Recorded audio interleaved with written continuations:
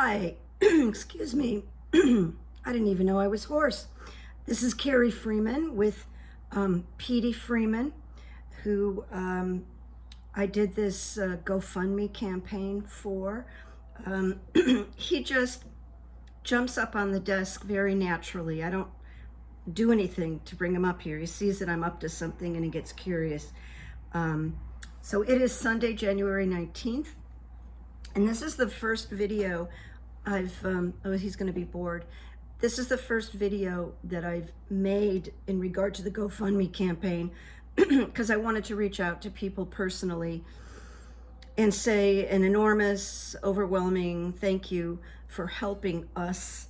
As you can see, Petey's not wearing a donut around his neck and he had his stitches out and he's doing really well.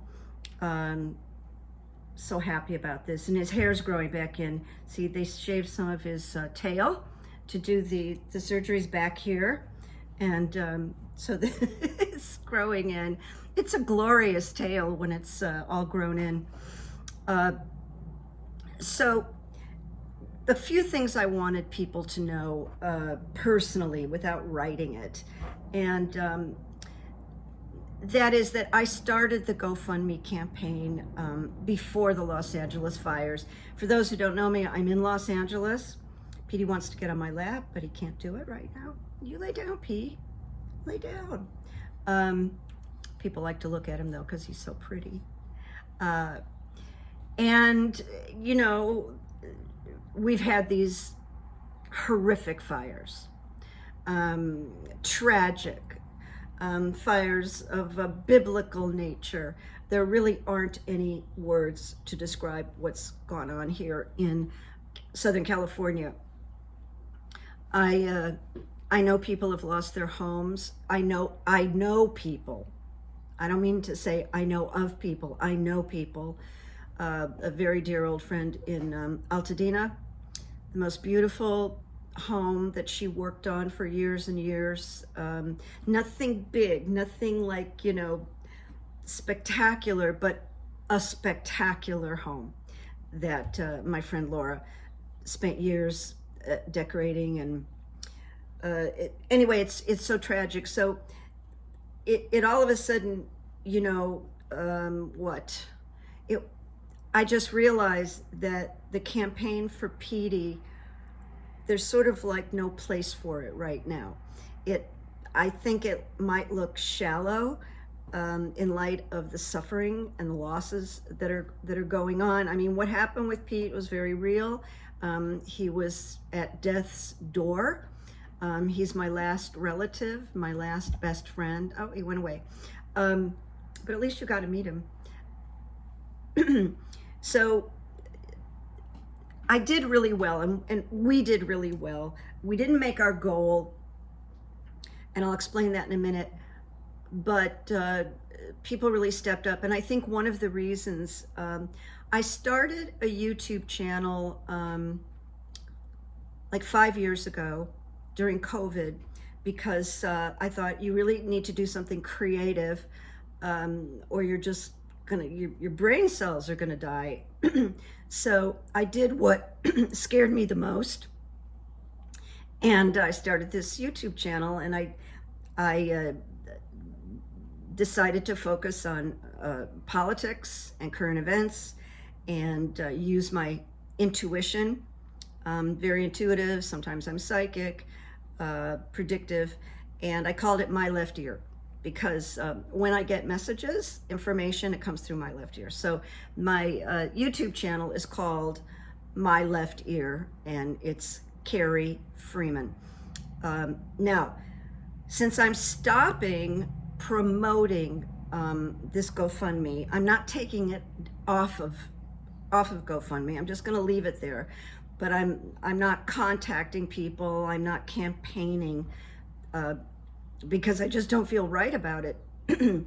But after I started the YouTube channel, what I wanted to share with you is one day Petey jumped up, just like he did a few minutes ago, and he likes hearing me talk. He likes the sound of my voice. So he just planted himself here, and he started doing it like every time I did a video, and people really loved it and got attached to him, and I started to call him my co-host, and I, you know, because he started doing that, this is one of the reasons that he got a lot of donations. It wasn't like me, it was they got, you know, a lot of my viewers, my subscribers got attached to Petey, and it's very easy to get attached to him. He's an extremely sweet cat, and so I think that's one of the reasons we did pretty good. And I want to explain to you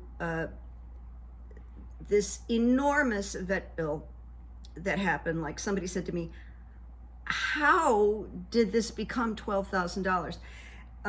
Well, actually pretty easy.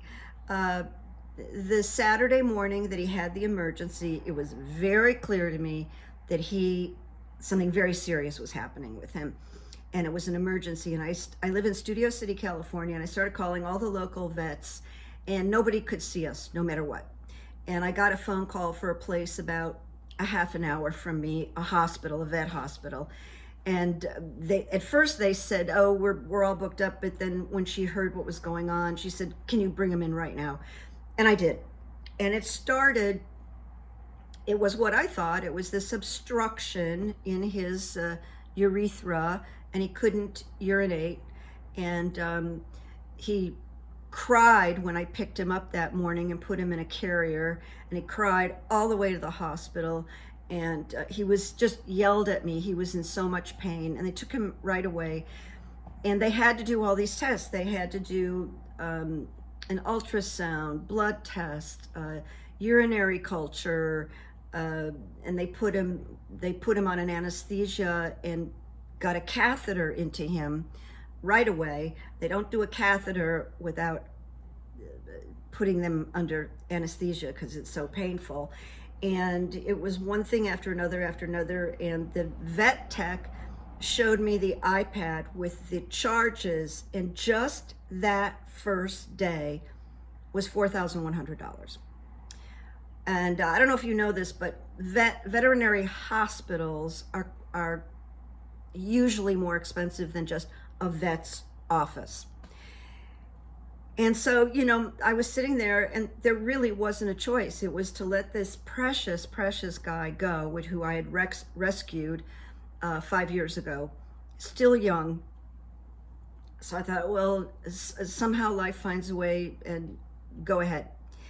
And then they wanted to keep him a few nights, and they did, and that cost more money. And then they sent him home with special diet, instructions, blah, blah, blah.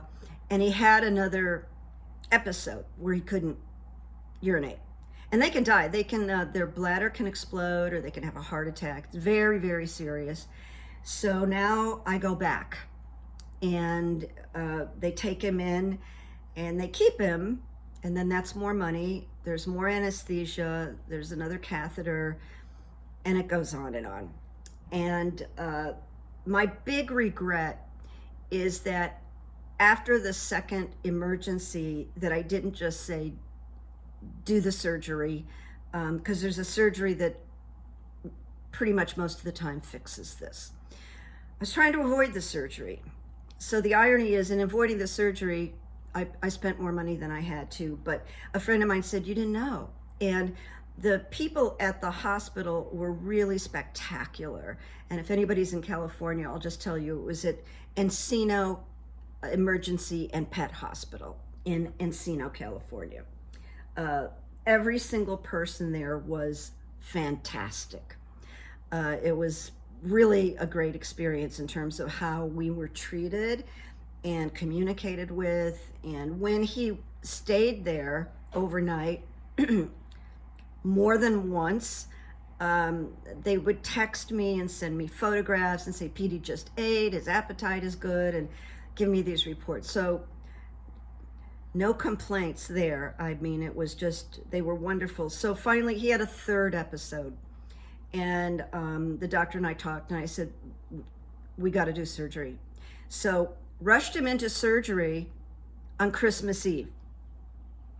So there I am on Christmas Eve, getting him back to the hospital, and he went right into surgery, and then I was able to bring him home about 12 hours later, and was in this recovery process. So that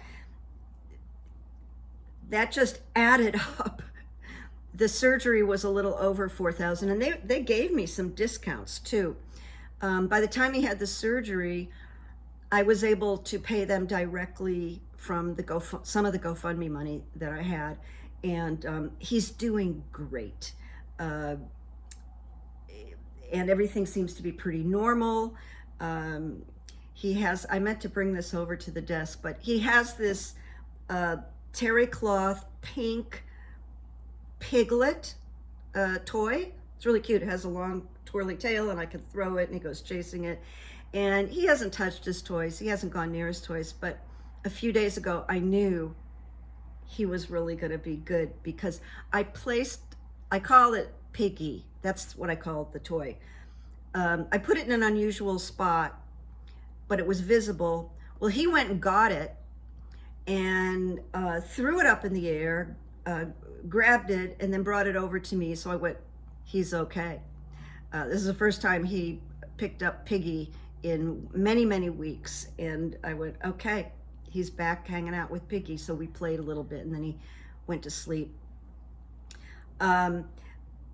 There's even a story before this that I wrote, but not necessarily people read it, which is last March 20th.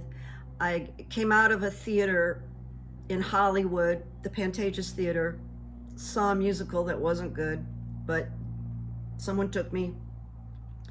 In the crosswalk, a friend of mine said, hurry up. He was kind of a few steps ahead of me. It would have been great had he been next to me. It wasn't a date. He said, hurry up. And when the minute I hurried up, I tripped on pavement that was broken and raised. And I went flying into the air, landed on my right side, and hit my head and passed out on Hollywood Boulevard at 11 o'clock at night. And I felt searing pain, and I knew something bad had happened, and I'm right-handed. So one of these guys I was with, they're a married couple, is 6'4". He picked me up, carried me to the curb.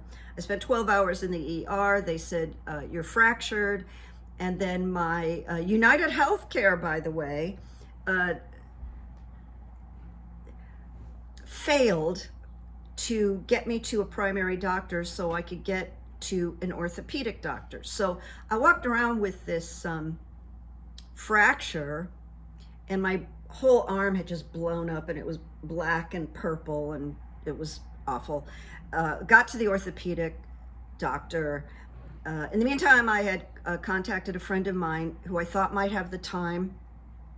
She flew out because I couldn't do anything. I couldn't cut anything with a knife. I couldn't sign my name. My hand had blown up. I really couldn't do anything. So she came out, and she spent 2 months just cooking, helping me, getting me to my surgery. The orthopedic doctor said, we have to do surgery as soon as possible. You might not have needed surgery the night of the accident, but you really need it now. And he showed me pictures, and this whole shoulder was just, the bones were just splintered. So I had surgery, and then I was incapacitated for months. I couldn't drive, couldn't cook, couldn't do anything. And this friend took care of me. But I went through all my savings because I do coaching and hypnotherapy, and I do the YouTube channel, but I couldn't really do anything. I was in so much pain all the time. And at that time, it was very hard to get opiates because of the fentanyl and all that. So I couldn't get proper pain killers either. But mostly I wanted to share that I went through all my savings not working.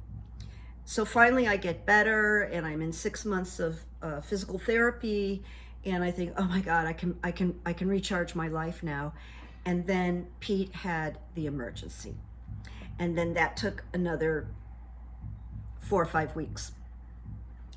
which now I'm coming off of. And I'm pretty tired, by the way, because then I went into the GoFundMe campaign, and that kind of activity needs attention, the GoFundMe campaign. I'd never done it really before, and you know, so that took some energy also. But I wrote letters, I wrote you guys updates, but I never got on here and just talked, so people could, you know, see me, get a feeling for me.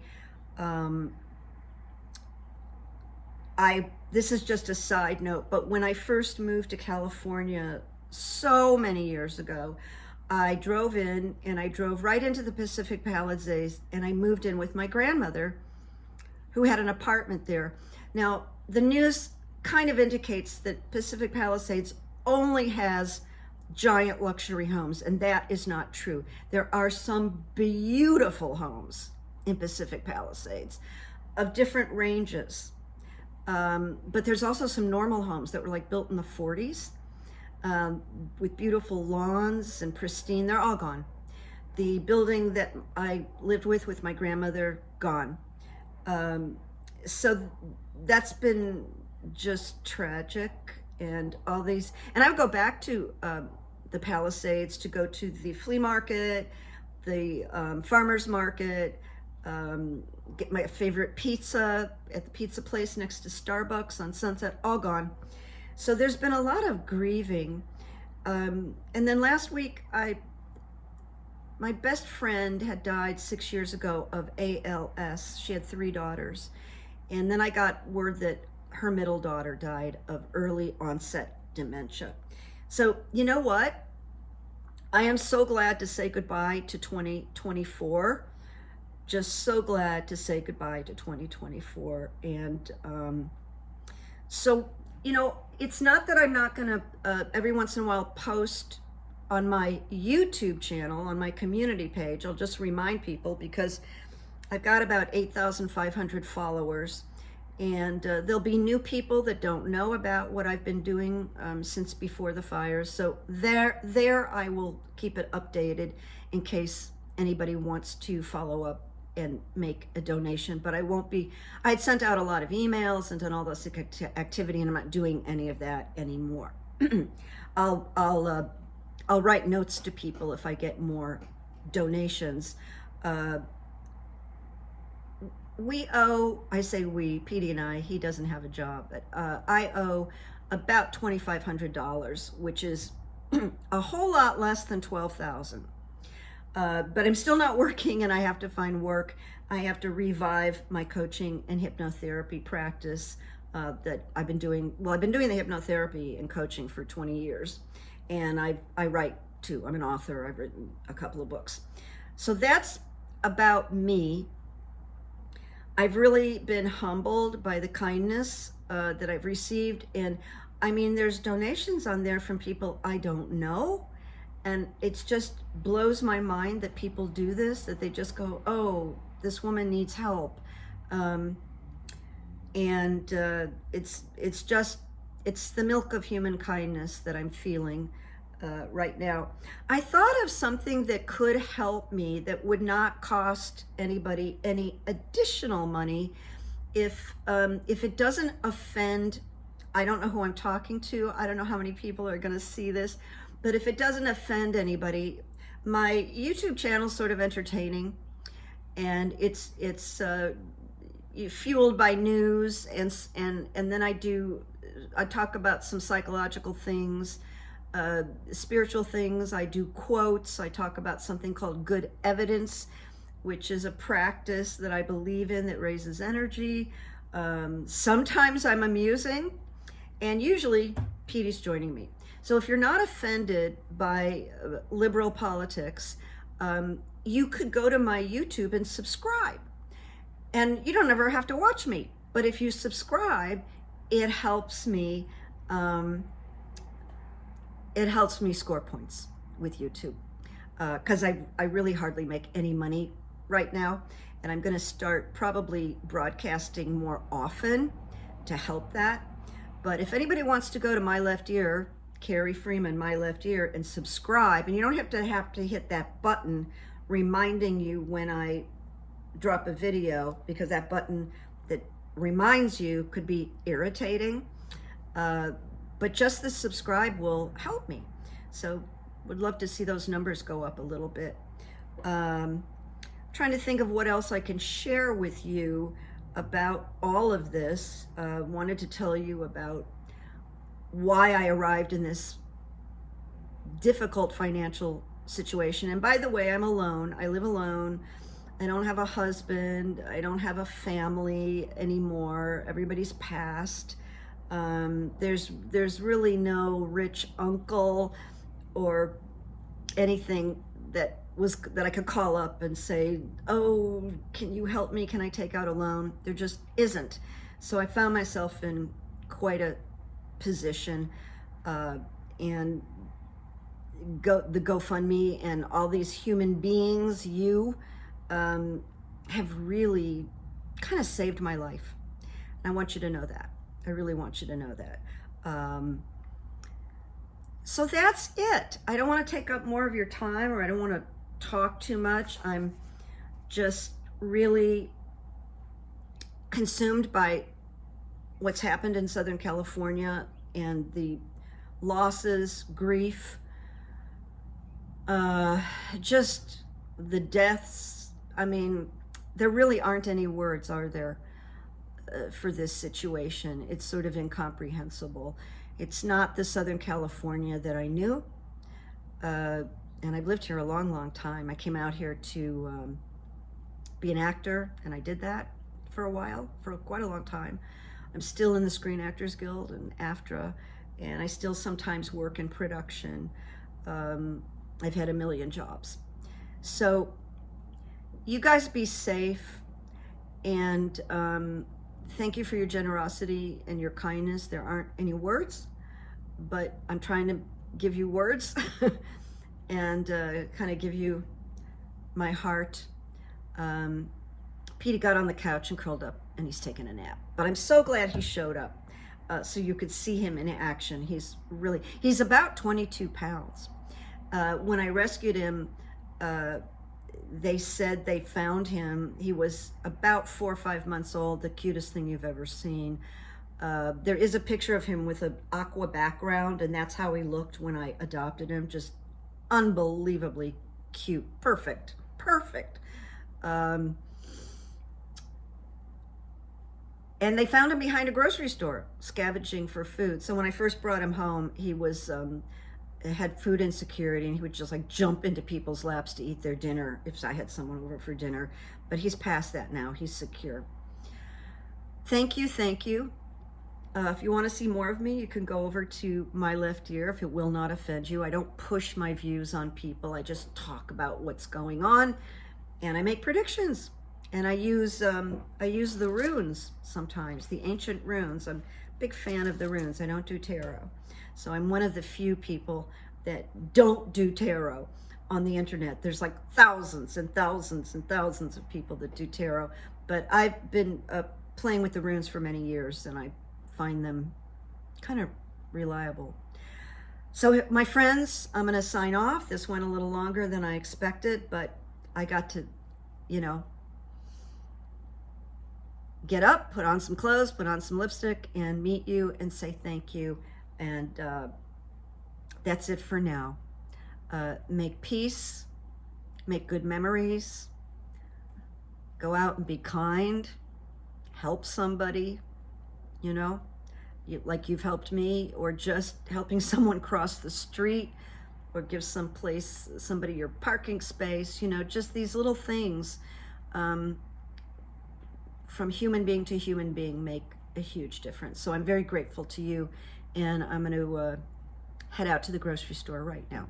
So you take care. Big hug. Thank you.